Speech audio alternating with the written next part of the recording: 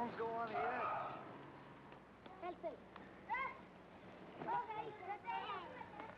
This is a story of one man and one block in the city of New York. The man is Dan Murrow, a social worker.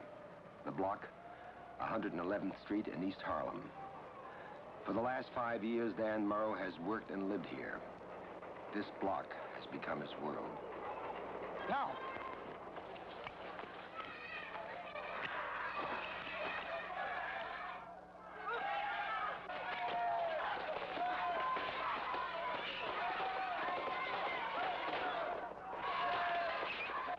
Come on, further.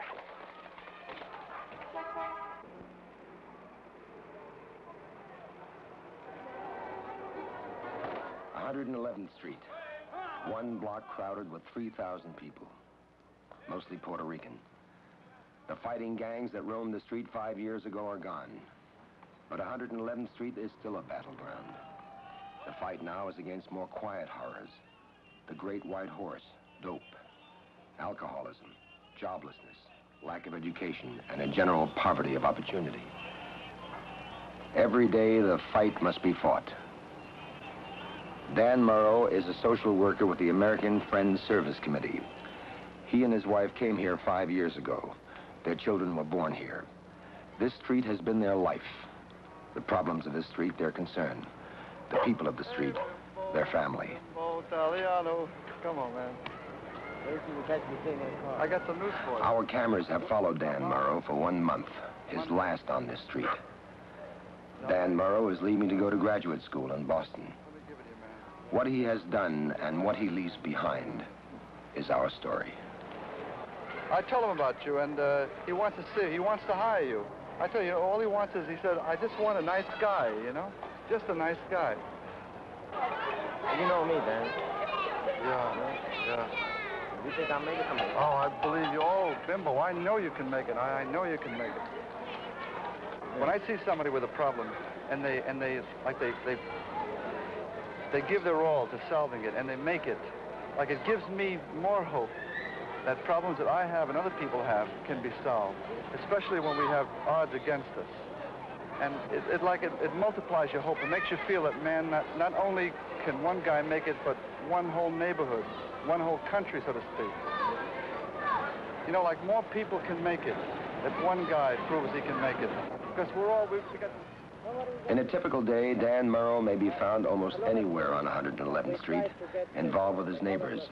Mr. Hernandez is worried about dope addicts. I know they are. I know they are. They're not bad people. They're really sick people. Sick people, and when they need that stuff, they do anything to get the money. They don't have to kill anybody. They do it just to get the money for this. If they have an institution, when they get destroyed, send them out in the institution, and when they come out, send them in a place for rehabilitation where they can get, learn how, because they come out, who's going to give them a job? Even those addicts who have kicked the drug habit stand little chance of staying clean. 90% of them become users again. That's it. This is Monday. Johnny, if you go to the hospital, you know, the main thing is the psychiatry. You know, this medicine they give you is bull, you know? You know, that's light stuff they give you. Claudia, baby, hi, honey. Hi, baby. You know, all that stuff they give you in the hospital, that methadone stuff, that's okay. It makes you comfortable. It keeps you calm, but it's not going to do it. It's not going to do it at all. Now, when you go there, you're going to have to fill out an application. So, you know? I can't write. Oh, well, you let the pen write, you know? You just hold it. When you go there, Willie, just ask for personnel, you know, tell them you want to fill out an application, and tell them this guy, Jerry Silverstein, said he wants you to start work today, you know, at 5 o'clock. Why don't you write? I'll write his name down. Why don't you write a note so I can give it to the man? Okay, I'll give you a note, right, I'll give you a letter. Well, you know I'm not a good talker, you know, quiet boy. You only need one guy? Well, just today, right, how old is he? Yeah, I don't want to. Can I have the bottles, Joe? Give it to him. Give it to him. No. Give it to him. Let him give it. Yeah. Joe, could I... Joe, could I hold the bottle, Joe? I don't want to see any trouble, Joe. And we got something important to do Monday. Yeah? Thanks, Joe. Look at that. Thanks, Joe. That's all.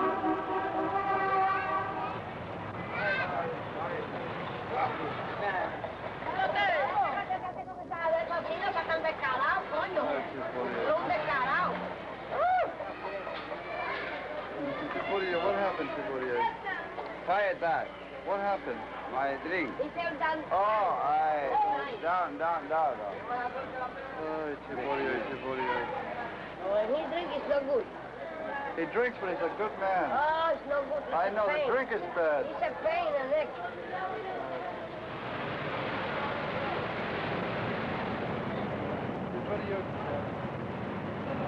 I was going to say one of the hardest things I've ever had to say to my brother.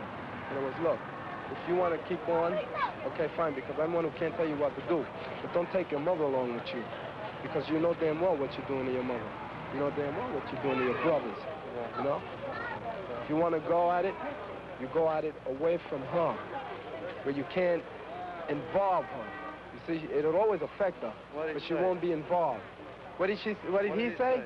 I didn't get guts enough to tell him. I want to tell him this. Well, I think if you really feel, you know, that inside of you it's right to say it, man, you better say it. Because he really has, you know, when a guy's on that stuff, like feeling is canceled out, you become numb. And even though you're living in the same house, you're living in the same family, you don't even feel your family anymore. He needs a good shot, man. He's got to be told what the hell people in his family feels. And you got to tell him, man, you're his brother, you love him. You got to tell him. Hi, baby.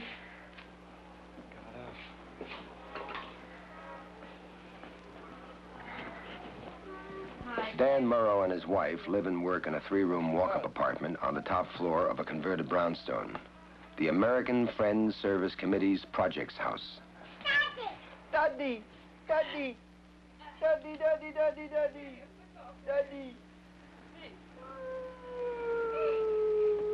The children's room serves also as his office. They're supposed to call me back within, an hour or two. And, I think that it might be able to work out with them. This is a farm also in Massachusetts. It's near where Idan went for a week. And they're very nice people. You know, there's just one thing that might be a problem for Ronaldo. This family doesn't eat meat. Most social workers leave their assigned neighborhood at the end of the day. Dan Murrow and his family live on 111th Street, so his work goes on into the night. With all the problems, now and then there are small victories. For example, when an addict starts to conquer his drug habit. You won, like. You're out. It's a good feeling, boy. It's a good feeling. I gave a poem now. You wrote a poem? Yeah. Hey, Frenchie. Because, I call it I'm Not Afraid of Tomorrow. I have seen yesterday. You know? Yeah, how does that go? It says, I'm not afraid of tomorrow. I have seen yesterday. I have seen the beauty of the universe. I have seen the sadness of the graveyard. I have seen the schools and I have seen the cells. I have seen the jails and I have seen the cells. I have seen the judges and I have seen the courts. I have seen the good and I have seen the bad. I have seen the happiness, but I've never been happy. I have seen the boys and I have seen the girls. I have seen the women and I have seen the men. I have seen everything that there is to see. I'm not afraid of tomorrow. I have seen yesterday.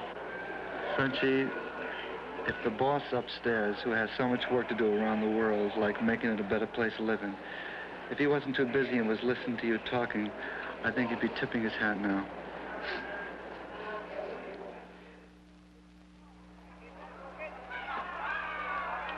For the teenagers, 111th Street is playground and living room, a place to let off steam, a place to meet.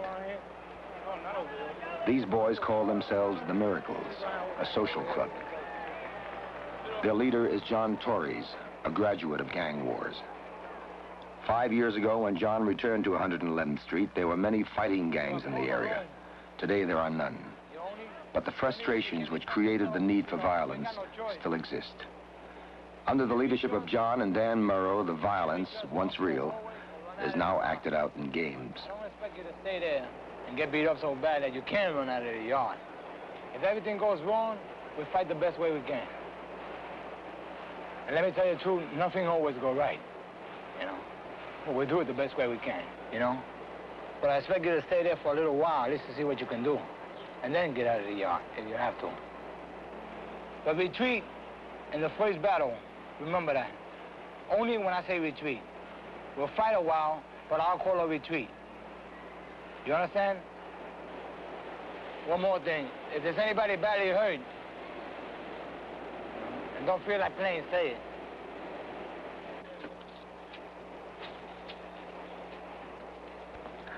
Five years ago, the weapons would have been lead pipes and clubs.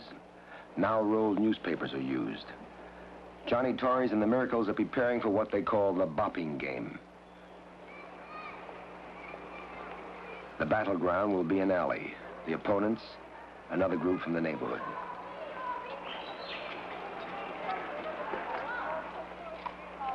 Dan Murrow is opposed to violence, but he has come to understand the reason for games like this. No.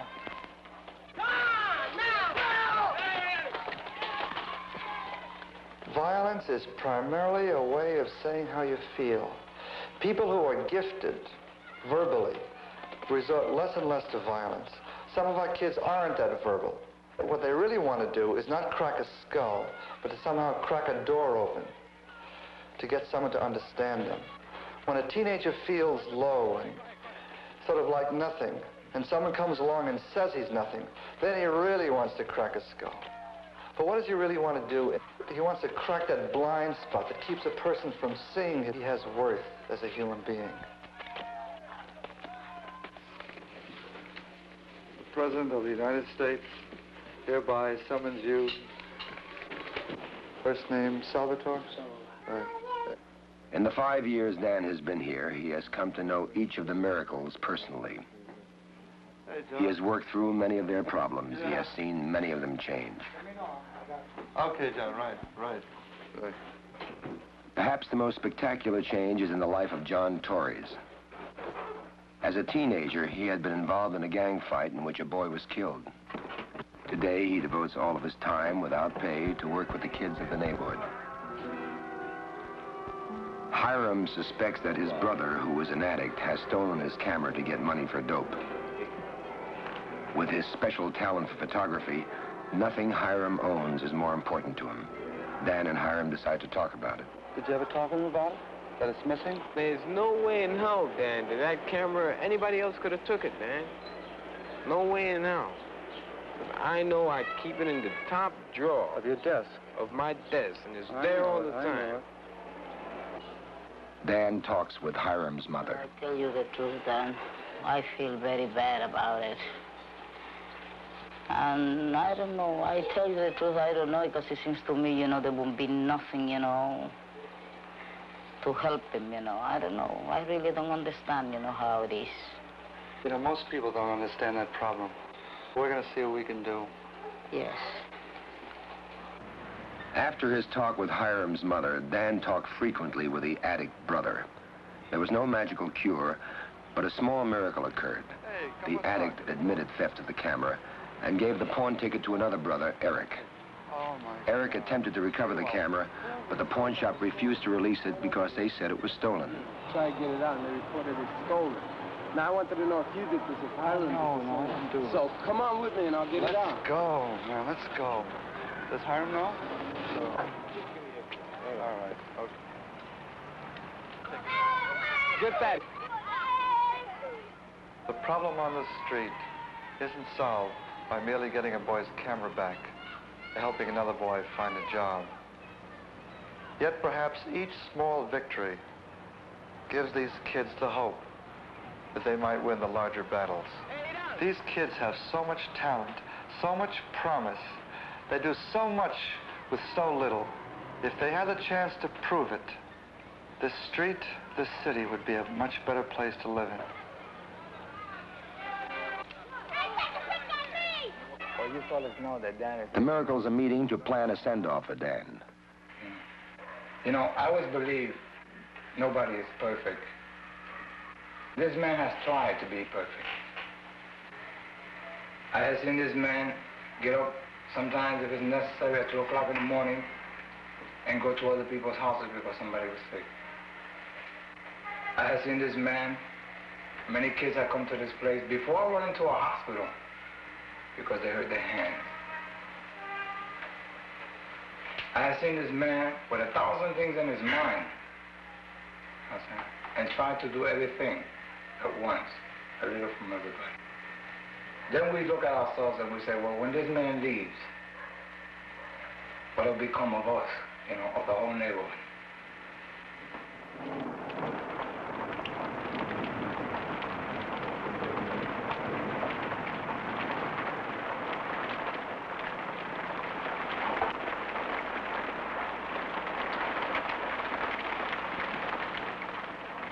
Dan Murrow's work on 111th Street is about to come to an end. In a few days, he will be leaving. Because John Torres does not write well, he dictates a farewell letter to Dan. But dear Dan, no, wait a minute. Like you always say, dear familia. I never thought that the time would come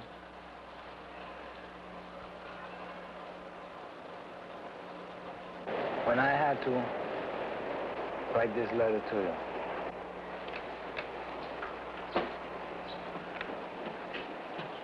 I would like to start by saying thanks for everything you did for me.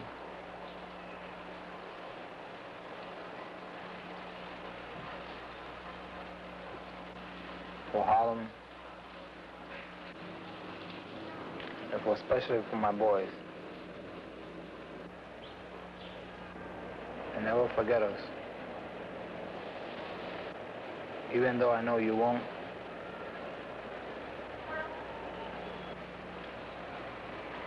Because I know we won't forget you. Like I said, take good care of yourself. I'll be taking care of myself too.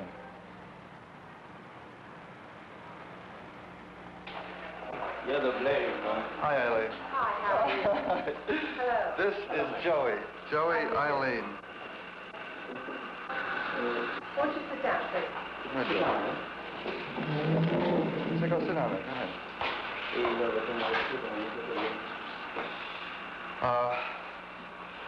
When I called you the other day and told you about Joey, it was in the hope that you might have a possible opening. As you mentioned, mail clerk? We need mail and small things carried between the two locations. And this would be the prime purpose of the messenger we'd like to hire. Your hours would be about 9:30 and ending about 5 o'clock. The only other thing I could tell you would be the salary. It starts at $50 a week. I'm trying to explain to Miss Murrow that there are 2 other boys that I have interviewed for the job also, because before I was notified that you were available, so that I have to take all this into consideration. But you come very highly recommended, I assure you. And if we don't get it, Chico, then we just have to do some more looking. Looking where? Where? And to who to talk to? Where would you look? No, really. I won't get the job over here. I have to go back to the training school for that. Would you go back to the training school? That's if I don't get this job. Or if you don't get this job, would you go back to the training school? Yeah, I would. You would? The other day you told me you don't want to go to the training school because it's only for handicapped. I know that. I know. The thing is, you have to take anything that comes along. I agree, Chico. I think it's a good idea because if they train you, you'll be able to earn some good money and you'll be doing work that you would probably enjoy, like making motors. All right, Dummy, we do that, okay? Yeah. All right, come on, let's get out of here. Let's get out of here. Come on, Chico. Come on home. Getting a little...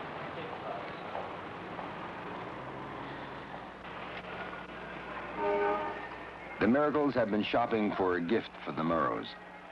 They wanted to purchase a plate engraved with their names and expressing thanks to Dan and Hope, but they didn't have the $20 it would cost. Their only chance now is to find a bargain in the neighborhood. That'll be fine, Pete. the other one, too, both of them. Yeah, two of them. We agree? Yeah. Thank you. ¿Quién es eso? ¿Un peso por los dos? All right. Which is umbrella? No, mediano. Hey, what's your umbrella at? What's your umbrella? Umbrella $3. Give us a break, too. Two. Umbrella? You know, Dan. Two. No, $2. Come on now. Here you go. Give us back $250. $2.75. Honest. $2.50, man. Yeah, big. Oh, you go big. You sport, $250. $2.50. I give you the cigar. I give you the cigar. I don't smoke. I'm too little. Oh, well, I'm crazy. too young to smoke. Okay, $250. You won. $2.50. Thank you, huh? Thank you.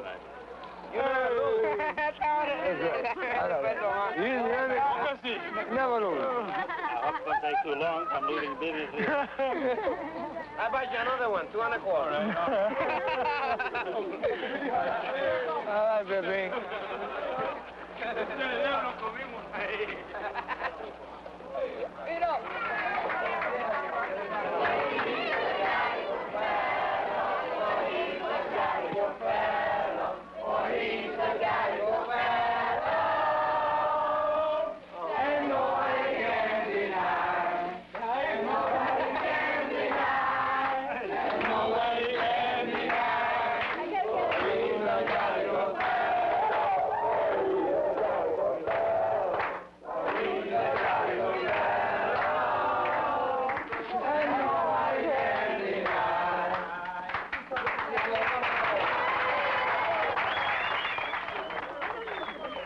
Oh, my God. Why do you like to start with the kids? All right. Linda.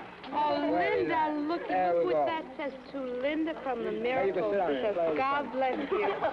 That's for you to keep. Oh, boy. That's beautiful, Johnny.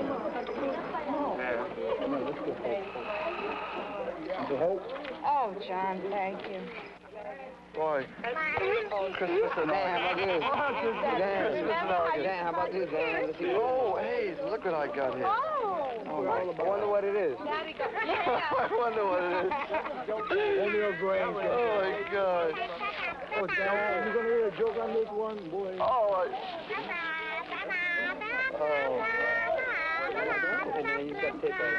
oh, yeah. Paraguay.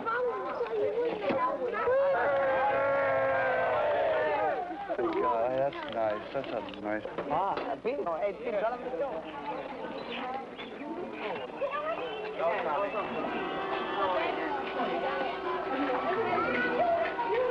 That's it.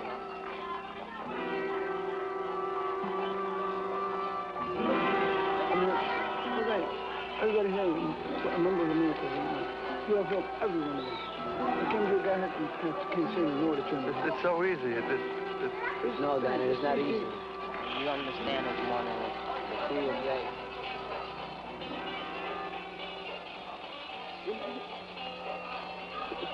Boy, I got a big family.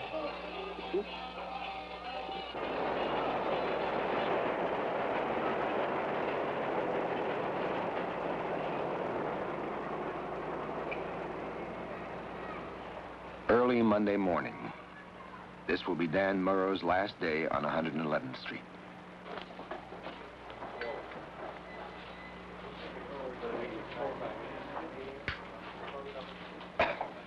Chico. Yeah, he goes too. He goes too. Yeah, sure. Yeah.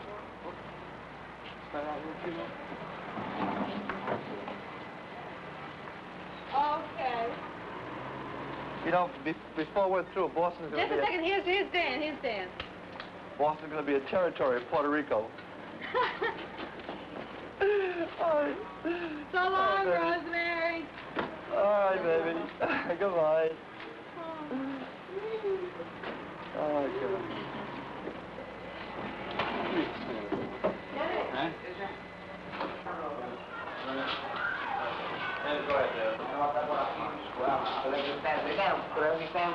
Yeah, sure, Jerry.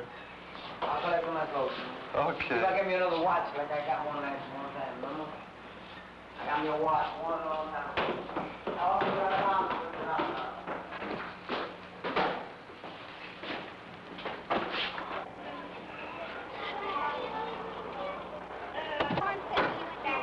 Yeah, I want to see Iron's mother first. Okay, it's part of the kid. I know, honey. All right, I'll be right back. Come here, Iron. Be right back. I want to see Iron's mother. Just living on 111th Street for the 5 years that we did, and getting this avalanche of love from all of our wonderful neighbors. You know, you want to return it, but you feel so feeble that you just have to settle for giving as much as you can. You know, somehow, when you found a community that you would, in the beginning, suspect wouldn't take you in and allow you to be yourself with them, and then when you find to your wonderful surprise that you're not only taken in, but you're giving such spiritual sustenance, such spiritual nourishment that you feel that the nourishment on 111th Street is enough to keep anybody going. I was talking to her about the project. I'm not going away. I'm really okay. I just... Okay. Yeah. Okay. All right. Mike, you take care of yourself. Yeah. Mike, use your hands to make things. Yeah. Not to hurt yourself. You too, honey. And I'll see you soon, baby. Hey! I'll see you later.